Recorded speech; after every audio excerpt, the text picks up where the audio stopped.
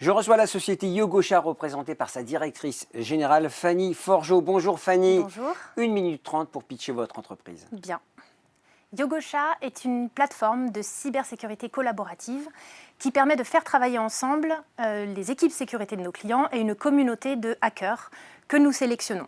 Aujourd'hui, au moment où je vous parle, une entreprise est attaquée par des cybercriminels toutes les 39 secondes. Les attaques sont de plus en plus fréquentes, mais elles sont aussi de plus en plus complexes et de plus en plus créatives. Et pour déjouer ces attaques, notre parti pris préventif, c'est de mettre face à ces criminels des hackers qui ont la même créativité et qui vont pouvoir identifier des failles de sécurité avant que les criminels puissent les exploiter. On s'appuie aujourd'hui sur un modèle de rémunération qui s'appelle le Bug Bounty, qui est très innovant et qui permet à nos clients de payer uniquement au résultat, uniquement à la faille détectée.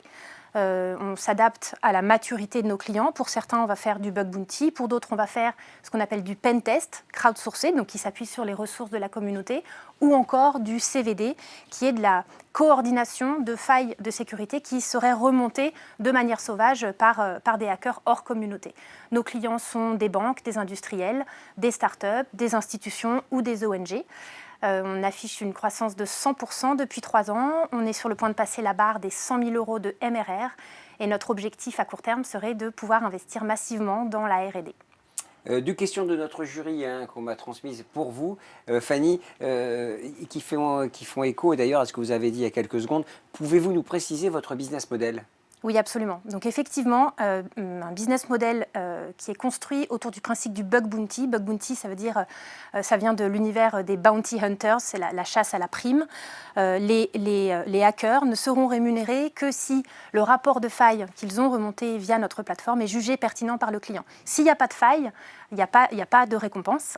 S'il y en a, et en fonction du degré de criticité de la faille qui a été détectée et du risque qu'elle recouvre, le montant de la récompense sera plus ou moins élevé. À côté de ça, nos clients s'abonnent à un logiciel, à notre plateforme, pour accéder à ce service. Évidemment, la question qu'on se pose tous, Fanny, comment sécuriser des hackers légaux et loyaux surtout ? Bien sûr, c'est toute la particularité de notre activité. On va les sélectionner en amont de manière très drastique. Alors les tests, ce sont d'abord des tests techniques. On ne va prendre que les meilleurs. Donc ils sont complètement libres de postuler à l'entrée. Ils sont un très grand nombre, plusieurs milliers, plusieurs dizaines de milliers par an à postuler. On n'en garde qu'un tout petit nombre, déjà sur des critères techniques. On leur fait passer ce qu'on appelle des capture the flag, qui sont des tests que l'on construit en interne, qui sont construits par des hackers eux-mêmes. Ensuite, on va leur faire passer une couche de ce qu'on appelle de KYC, donc qui est un process que l'on fait faire à un tiers de confiance. Ça s'appelle Know Your Customer, et c'est ce qui va nous permettre de vérifier l'intégrité de ces personnes. Est-ce qu'ils et elles ont une résidence fiscale, puisque ce sont des travailleurs indépendants et doivent payer à l'équivalent de l'URSSAF sur leur territoire. Est-ce qu'ils ont un nom, un prénom ? On va récupérer une copie de leur passeport, on va récupérer également leur date de naissance et tout un tas d'informations.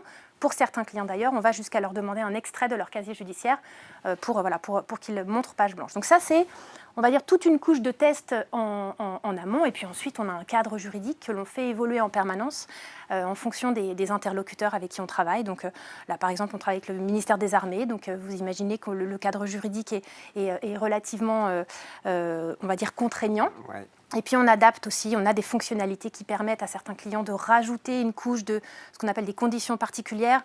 Si on doit par exemple faire tester des applications qui potentiellement auraient des fuites de données, des données à caractère confidentiel, etc. Donc voilà, on fait évoluer ce cadre juridique pour qu'il soit à la fois contraignant et en même temps le plus souple possible pour pouvoir faire travailler le plus de monde possible sur les projets de nos clients.